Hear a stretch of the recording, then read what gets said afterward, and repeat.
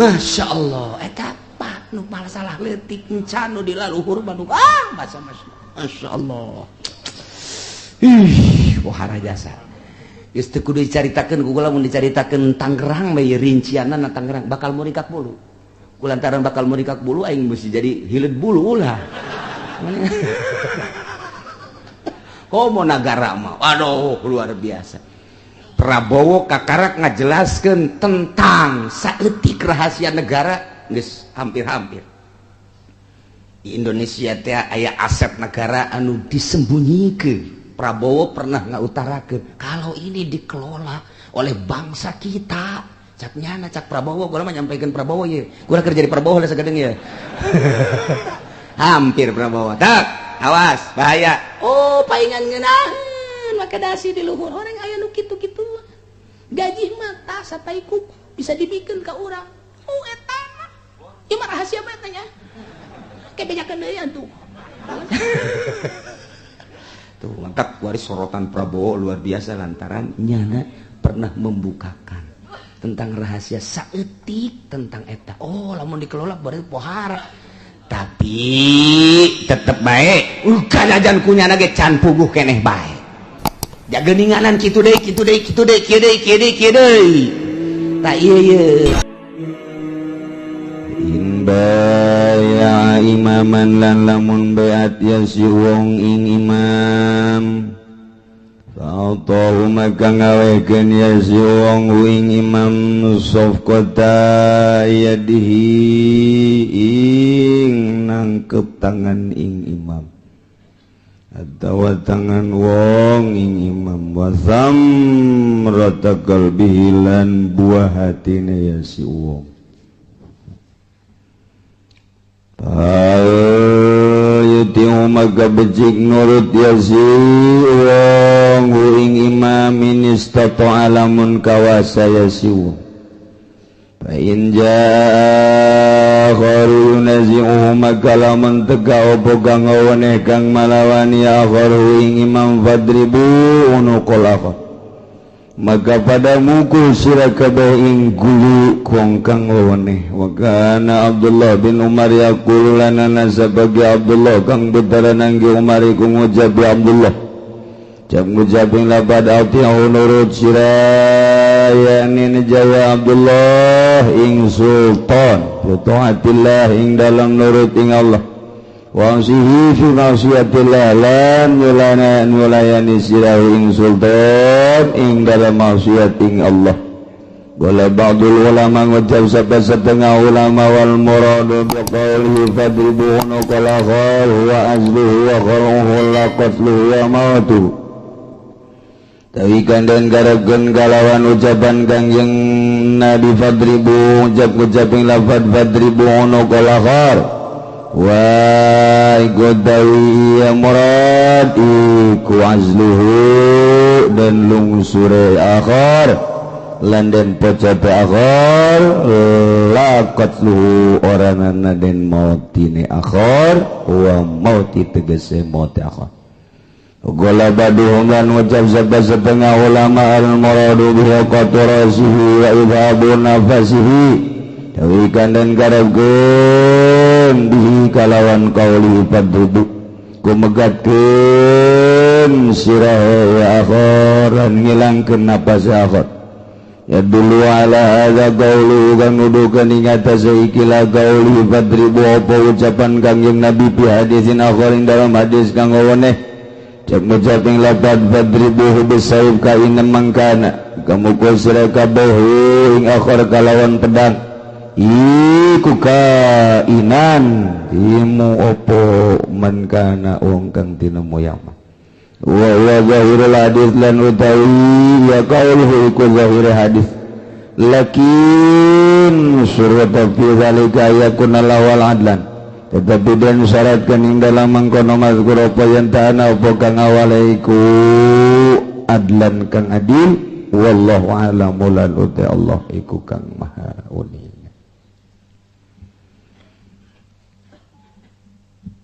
Di dieu dek jaritakeun masalah urus negara sakumaha kamari di akhir zaman pengurus negara teh hampir eueuh anu ara radio. Lain jang kepentingan rakyat, lain jang kepentingan masyarakat, tapi jang beteungna jeung nafsuna hungkul. Nu jadi tanggelan jeung bahasa mah jang rakyat untuk rakyat, dari rakyat untuk rakyat. Bebejana mah horengan nanti dituna mah rakyat mah diperet jang kahirupan dirina masing-masing. Itulah bakalna di akhir zaman. Tapi tetep bae lantaran urang dijadikeun ku Gusti Allah manusia, sedangkan manusia teh bernegara-negara, kobilah-kobilah. Ieu negara kudu diurus ku urang, teu meunang henteu kudu. Sebab lamun teu diurus ieu negara, engke agama bakalna acak-acakan. Nu mantak teu bisa kaluar di Islam mah agama jeung negara teu bisa. Tapi lamun urang make berdasarkan demokrasi, negara jeung agama bakal terpisah. Bakal terpisah. Manusia ieu adalah manusia eta insan sosial. Hubunganana sesama manusia jeung lingkungan. Ditinjau bahwa manusia ieu adalah insan sosial, eta adalah ngabutuhkeun kana tata cara. Tata cara teh yakni lingkungan-lingkunganana, berarti kurang kudu gitu dibangun. Lamun ditinjau manusia ia adalah manusia buatan pangeran, berarti ngabutuhkeun agama. Geus lamun urang ninjau bahwa manusia ieu makhluk Allah, butuh aturan Allah, agama ngaranna syariat. Namun urang neuleuh bahwa manusia eta adalah insan sosial, nu hubunganana manusia jeung manusia di jeung lingkungan teu bisa hirup sorangan. Kudu aya nu sejen, berarti makhluk sosial, iyalah kudu aya penataan sosial, ngaranna politik. Berarti politik hirup di atas negara. Islam cicing di luhur negara, berarti moal bisa keluar antara negara jeung agama. Kitulah caritana namun urang nyaritakeun syariat. Dek ngembangkeun agama di atas negara, atau negarana kudu ditata ku urang. Moal bisa keluar kajen ku kumaha ge agama jeung negara. Lamun urang negara bae teu make agama acak-acakan. Kos kuari negara bae teu make agama, korupsi terus bae maling, terus bae nu zina teu dibunuh, teu diranjam, anu mabok teu dikukuha, terus bae eta ngaranna negara teu make agama percis. Kos di Cikupa bae kieu. Ngaranna teu make agama. Hayu bae duit naon tah duit ngagabres bae tah eta nagara teu make agama. Ieu kos di urang ieu kos ieu nu mantak leuheung jelema nu hayang jadi DPR masih leuheung keneh. Siap ka neraka berarti teh jadi. Nu jadi bupati siap ka neraka lantaran geus make agama. Nu siap jadi gubernur berarti sarua jeung kieu Gusti abdi siap jadi gubernur, di akhirat siap abdi dikerodokeun di neraka ge. Sarua jeung kitu sebab teu make agama. Teu make agama, mana agamana atuh bari. Geus teu salat diatep, nyanana teu pernah ngajak salat, ngaranna teu make agama. Nu zina diatep teu make aturan Al-Qur'anul Karim, ngaranna teu make agama. Nu mabok diatep teu aya undang-undang sesuai jeung aturan Al-Qur'an, ngaranna teu make agama. Nu korupsi miliaran triliunan diatep, nu balik kotok teu make agama nu kos kitu ngaranna. Tah ieu nagara urang teh eta deuleu kumaha hate, berarti nagara leumpang teu make agama, siap ka neraka kabehan. Mulai ti RT calon neraka kabeh ka ditu. Aing mah lain ngomong lalagan beneran sia. Cek RT pan aing ngaji tinggal ngaji. Aduh cek RT aing ngomong ngaji deui minggu hareup mah sabodoh. Sanu ngitas yang ngaji ka dieu. Ngaji ka ditu sia jeung bupati ka ditu. Bakal korupsi kabehan sia. Cek RT kiamat aing eureun bae ulah wae teh heula ieu eureun mah. Kan gitu make agama. Sadar sia, negara urang teh teu make agama sadar.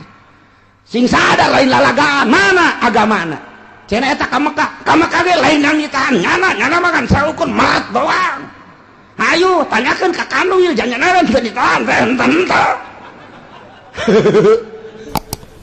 nyana makan sakuru ka Mekah sia jual kotok untungna jang aing sia mah kali itu pahek ajeung diteundeuna ge di itu jauh jasa 12 kilo 13 kilo sarua jeung kalar itu sia parai habak mun disompralkeun teh bahasa rakyat kos kitu bahasa rakyat mun disompralkeun teh kos kitu kamareka sia wahai urang balaraja aki-aki nini ku aing deuk diteundeuna jauh los sia deuk parahe kajen malah mah banding paeh habak di ditu aing ngaracun hese mending parahe bae di ditu mantap kalau mun aya nu paeh teh ieu teh jamaah haji alhamdulillah eta bahasa mun dikedalkeun teh kos kitu sadar atuh teu sadar kos kitu da kumaha tuh ja urang merantap di ditu teh nu ngadengekeun usul nu ngadengekeun tah eta bahasa agamaan ieu teh nagara teh ieu mun hayang nyaho mah kuari agama tanpa negara pasantren teh ngembangkeun agama Al-Qur'an hadis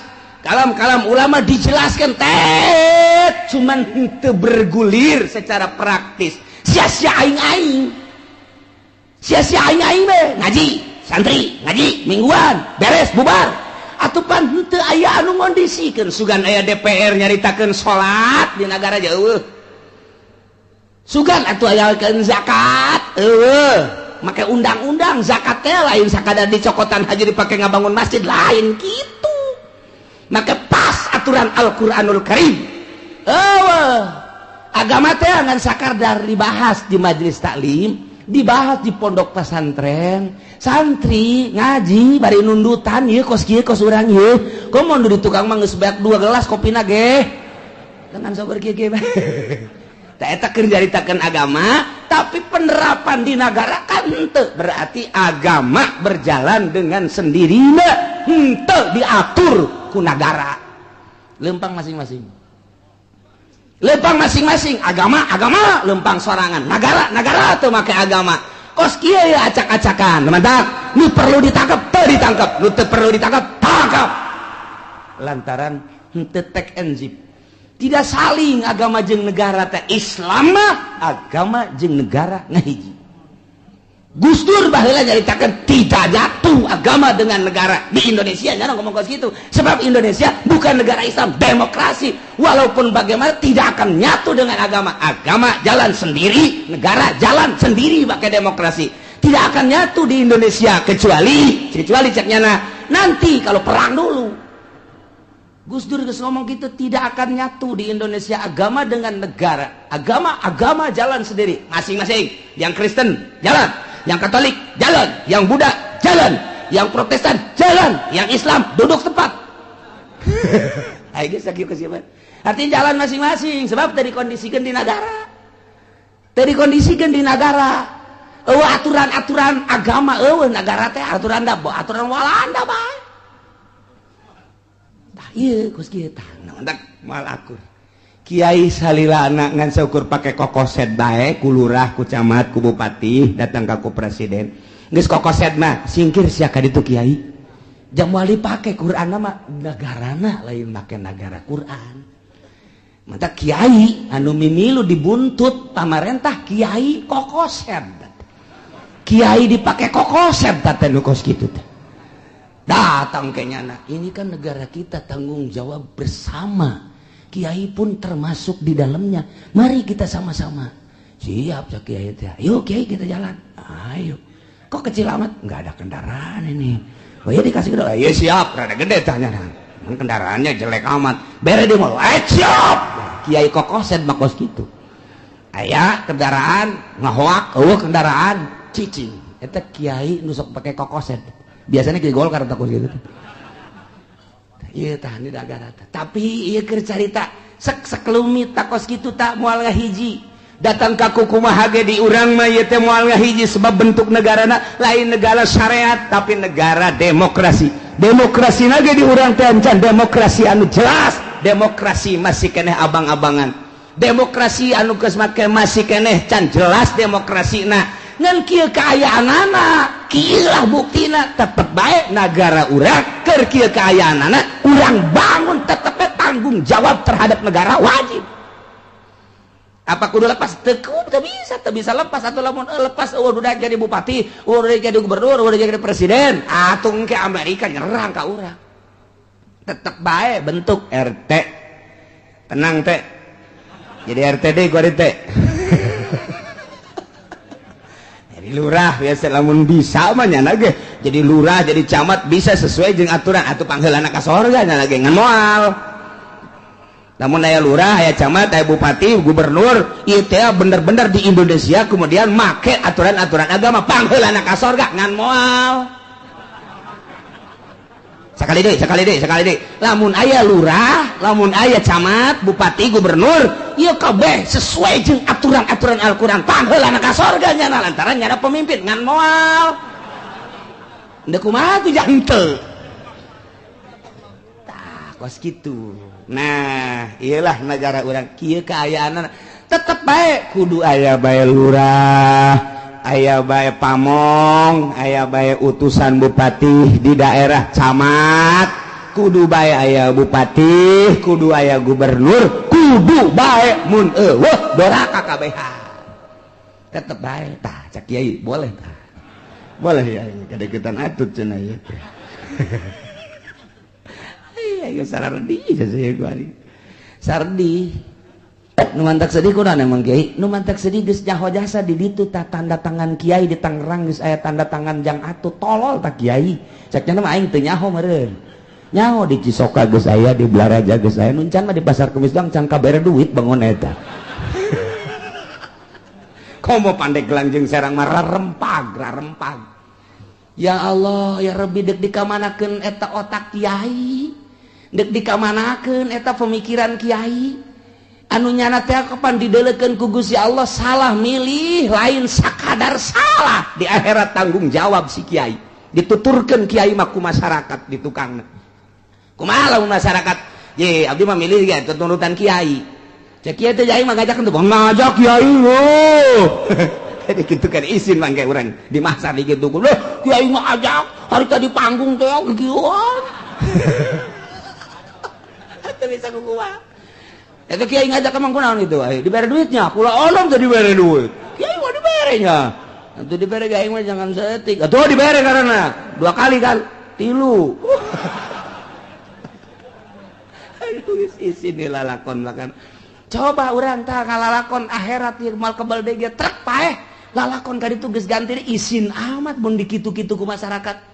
Kuari diisin-isin ku masyarakat tapi engke di alam ku Allah maning engke di alam ku Allah daripada kuari disanjung-sanjung ku masyarakat hidup ngan saukur sajuta-juta ceuhil dan naonan tapi di akhirat dikerbekeun ka neraka. Ya Allah cak malaikat Jibril kiai yang kemarin hidup-hidupan beserta yang hidup-hidupannya berjamaah alhamdulillah ka mana ya neraka sial. Coba pulah pilih saya tik. Wa man baya imaman cegang yang Nabi sahajalma anu sumpah setia terhadap pemerintah pemimpin fa'atahu safqata yadihi wa samrata qawdihi sumpah setianya nasa salaman beat sumpah moal keluar mencari dukungan lain jeung sumpah luar biasa setiana penuh hati buah hati nah benar-benar ngatukung kelanjutan bangsa jeung negara. Khalifah bahula beat saya akan siap membantu Abu Bakar Siddiq di zaman Sayyidina Umar beat saya siap akan membantu Sayyidina Umar nyawa pun taruhannya jadi. Ketika Sayyidina Utsman saya siap cek sahabat membela Sayyidina Utsman sasalaman beat geus kuku bage hulu jadi suku jadi hulu siap beat ngaranna sasalaman sepenuh hati kitu kene zaman Sayyidina Ali kitu kene zaman di zaman Sayyidina Muawiyah terus eta khalifah kamari ge di zaman Presiden Soeharto beat orang Golkar tapi teu khusus kemanapun Anda tetap akan saya bantu sekalipun salah tata kiai ge kos gitu kan, saya beat sebab pondok saya udah dibangunkan oleh Golkar. Beat saya. Anu geus dibere mobil beat. Anu geus dibere ka haji ke Mekah beat. Kiai oplo. Beat teh kos gitu di zaman Golkar tah. Ieu beat teh demi bangsa jeung nagara nu imamna adil sesuai jeung aturan-aturan Al-Qur'anul Karim. Tah lamun aya imam dijenengkeun beat urang baheula mah beat sasalaman lantaran ziroi kuari mah beat eta melalui pemilihan umum eta beat ngaranna cing ada teh beat eta teh ngaranna teh beat urang memilih teh sarua jeung beat ai baheula mah sasalaman sepenuh hati lantaran ziroi nu milihna kuari mah kabeh sarua bae kuari ge beatkeun dengan melalui kartu eta teh beat sarua jeung kieu mun dibahasakeun mah ku ahli munazarah mah eta ge dawadim diah kan ngaranna. Jadi lamun dijabarkeun mah kieu urang milih tak kadinya teh set ka SBY misalna. Ieu mah SBY kabeh kan ieu. Beda kadewe Demokrat lain deui. Sarua jeung kieu ieu. Gusti abdi sepenuh hati memilih SBY. Akan saya gitu bantu apapun yang terjadi di negara ini. Andai kata ada yang merusak tentang kepresidenan, tentang jabatan, tentang berjalannya negara, tentang dan lain-lain sebagainya, saya siap membela kamu wahai SBY demi bangsa jeung nagara. Tak eta orang memilih teh sarua jeung kos kitu bahasana ulah pajar sambarangan teh beat maknawi secara dijelaskeun mah kos kitu baheula mah sasalaman. Demi Abu Bakar Siddiq, demi Allah, demi Rasul, saya siap membela Abu Bakar Siddiq kemanapun, dimanapun, kapanpun.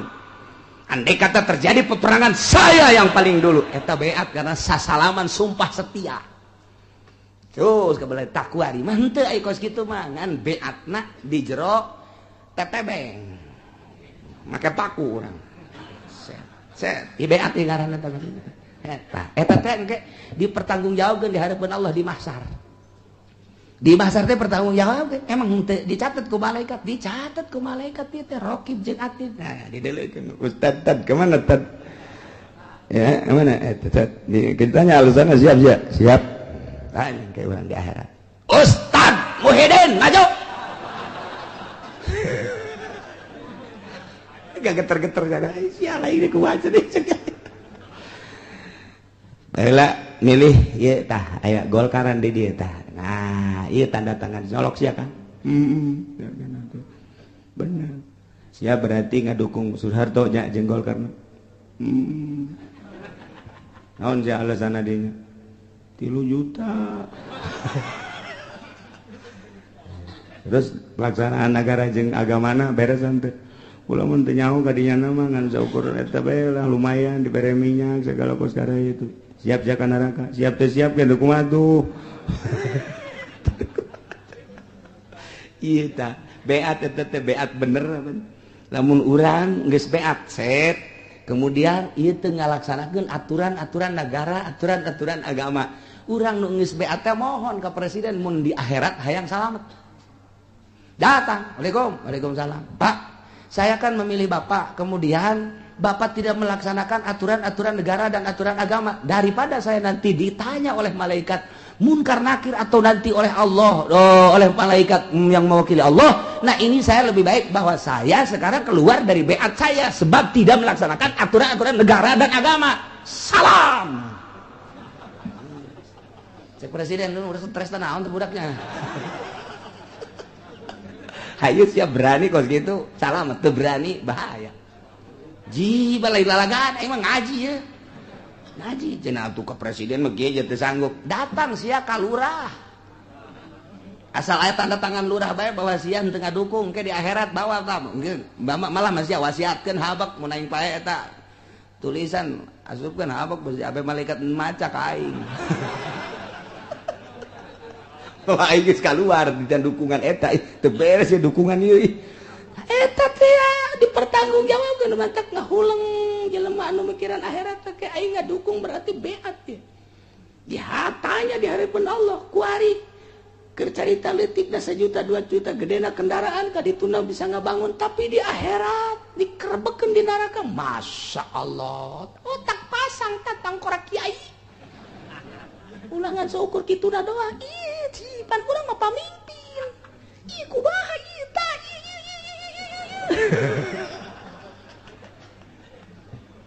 aduh panjang ya hadis ieu teh ya di dituna panjang ieu mah singkat eta kos kitu pejabaranana.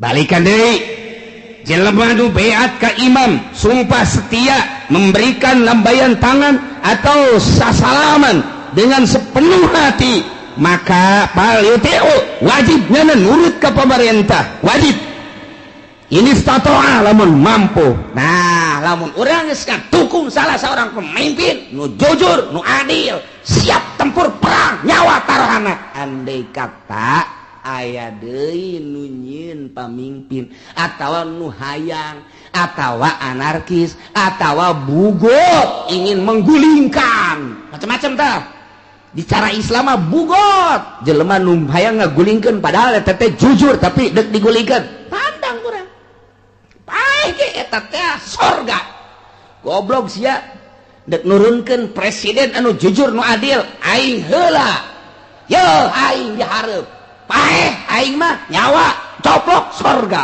tah ngabela negara bangsa teh kos kitu asal nu dibelaanana nyana ngabelaan urang ai urang ngabelaan nyana ai nyana teu ngabelaan urang pan eta mun kitu tuh atuh masyaallah sakalina dibere paranti masak teh nu harejo naon garang-garangna gasing beledug melulu nu korban geus loba jasa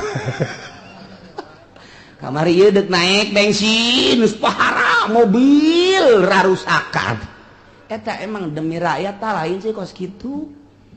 Ayo coba lamun dicaritakeun satu persatuna Masya Allah mana nyana ka rakyat ai rakyat mah teu meunang henteu kudu ngadukung nyana bere duit jangan ngadukung teu meunang ngomong salah ai nyana hayang didukung ai urang teu daek didukung nyieun SPPT bae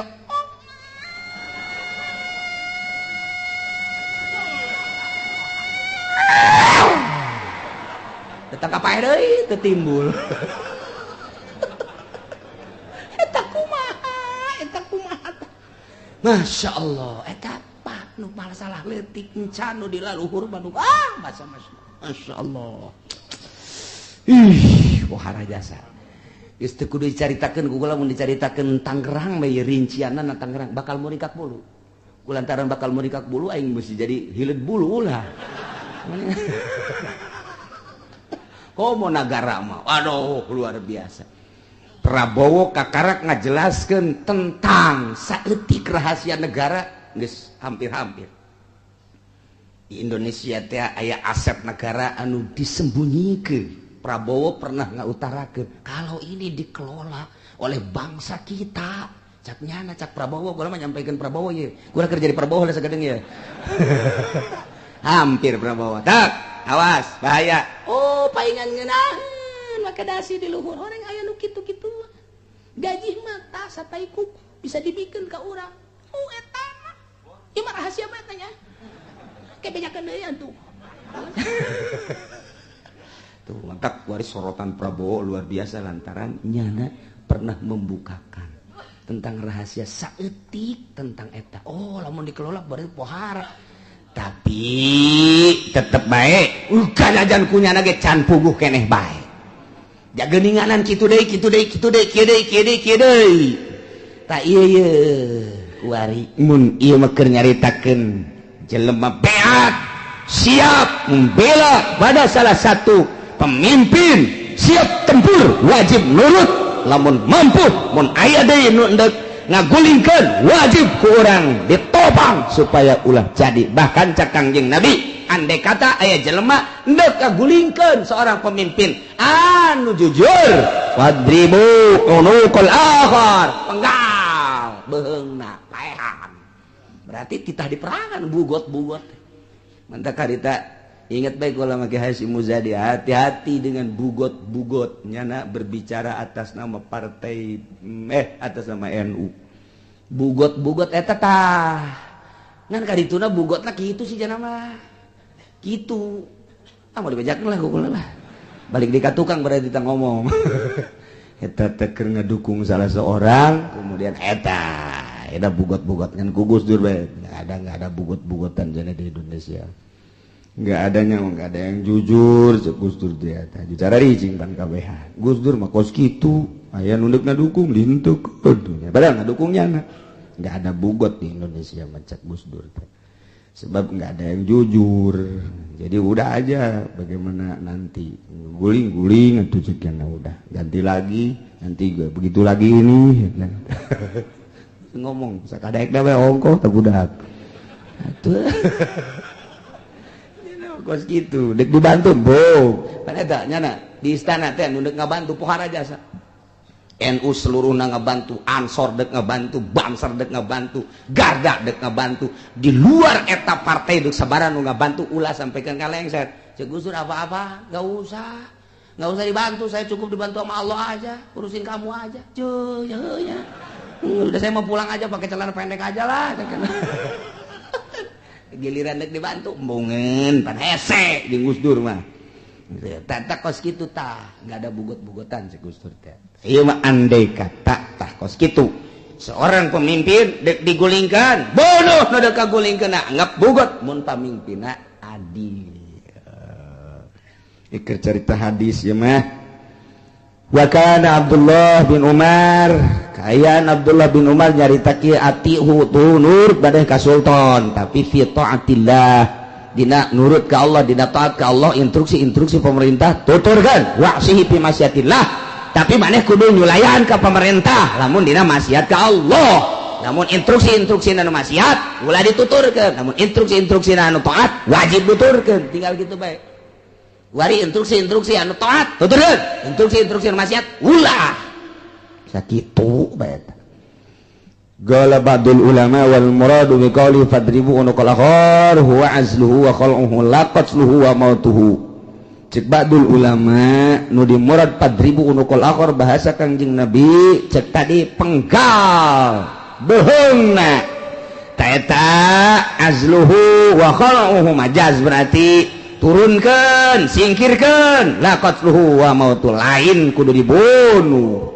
Qala ba'dul al-muradu bihi nu dimaksud ku ucapan Kangjeng Nabi fadribu qad ra'sihi wa idhabun nafasi buluh beneran lantaran didukung ku hadis ya dulu ala hadza qaulu fi hadisin akhar fadribuhu bisayf aya bahasa bisayf ka ila mangkama kumaha aya na bae tetep perangan wa huwa zahirul hadis cuman di hartina kieu cek urang mah ye eta teh bahasa non gitu tafsiran padribuhu maksudna lamun aya hiji pamimpin kemudian aya nu deuk ngagulingkeun tak nu deuk ngagulingkeun ku urang wajib kudu diperangan sampaikan ka dibunuh maksud dibunuh teh aya nu dibunuh beneran bunuh pokona mah aya anu bahasana dibunuh cak Kangjeng Nabi tapi nu jelas mah lain dibunuh singkirkeun ulah aya dibunuh mah tapi dikuatan ku hadis tadi bunuh ku pedang di mana bae kumaha bae bunuh tak iya teh disyaratkan lakin surito fi dzalik ayakunal awal adlan pamarentahna pamimpinna nu adil jadi lamun aya pemimpin secara nasional adil pertahankeun lamun aya pemimpin gitu lokal gubernur bisana adil tapi sesuai jeung aturanna pertahankeun lamun aya pemimpin bupati adil pertahankeun lamun aya gitu lurah adil pertahankan tapi lamun henteu adil terserah rakyat dek diteruskeun mangga dek teu mangga jadi berarti urang teh beat membela bangsa jeung negara berarti kudu ngadirikeun pemimpin wajib ngadirikeun pemimpinna urang kudu peduli bahwa ieu negara urang jang supaya lancar agama politik nah ieu kudu dibentuk negara pemimpinna kudu nu adil teangan pemimpin nu adil beat orang melalui pemilihan umum colok orang toblos ke orang mun teu dibere duit teu dek nyolok eta nu bloon nama tah kuari geus ngarep-ngarep ira turunnya jajan turun kana wae ira turun rakyat teh tolol kabeh mending mun tilok ngaji menusuk ngaji ge karitu nusuk ngaji ge karitu tah aya dibere duit gampang teu dibere duit henteu jadi kepedulian padahal eta teh ganjaran mantap kuari mah gas ulah make mikiran-mikiran duit bari dek milih presiden saya presiden aing mah teu perlu dibere duit komo leutik mah kecuali gede jalan teu perlu duit nah geus bukan adil ya sana ya adil ya geus nurani urang kaji ku urang ya ke nyana ngomongna kumaha kemudian sepak terjang awalna di mana kumaha oh iya berarti pemimpin pilih ke urang gitu keneh gubernur iya pembangunan geus rada bagus ya aya tapak di masyarakat maju deui aturan-aturan anak dibandingkeun jeung nu sajen-sajen rada bagus pilih ke urang kemudian bupati gitu keneh iya aya pembangunan sekian persentase lumayan pilih ke urang eta meunang ganjaran milihna nah setelah kurang dipilih sesuai jeung nyana tatadina janji urang milih aiprak barang tak teu akur jeung perjanjian datang urang ka imam bupati Assalamualaikum henteu rek nanaon imam bupati minta tanda tangan bahwa keluar kula tina dukungan engke daripada di akhirat engke ku malaikat kula ieu mah tanda tangankeun bahwa kula teu keluar cak kitu bae balik mah teu boga ongkos minta ongkos cak bupati sial dah budak kitu